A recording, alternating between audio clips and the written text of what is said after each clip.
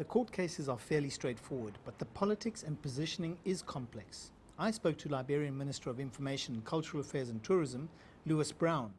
Minister, why did the President issue Executive Order 65, which bans those mass political gatherings in Monrovia?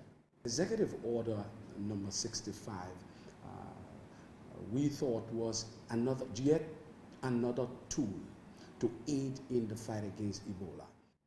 Now, Minister, Robert Sirleaf, one of the opposition candidates, instructed his lawyers to obtain a stay against Order 65.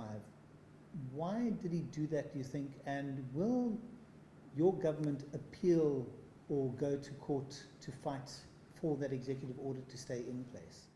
The Justice in Chambers presiding issued a stay order on the enforcement of Executive Order 65 and directed that the government files its returns to the court, basically arguing why it doesn't create a disadvantage for him and why it is constitutional as well.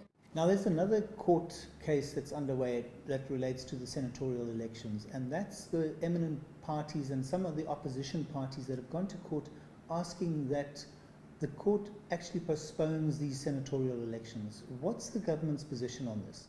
Some of our contemporaries believe we should suspend the process, and that will run us into serious constitutional problems.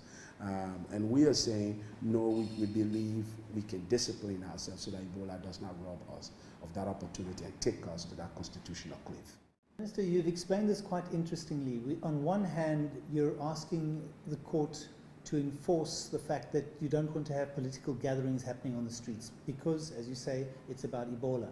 On the other hand, you're saying that you want the elections to carry on because you've got a hard-fought democracy that you're looking to protect. It seems to be a bit of a conflict of interests here. It's pretty difficult. And that is why we said that we can discipline ourselves. Because first of all, we are having these, for all the reasons I've indicated, we want to have these elections.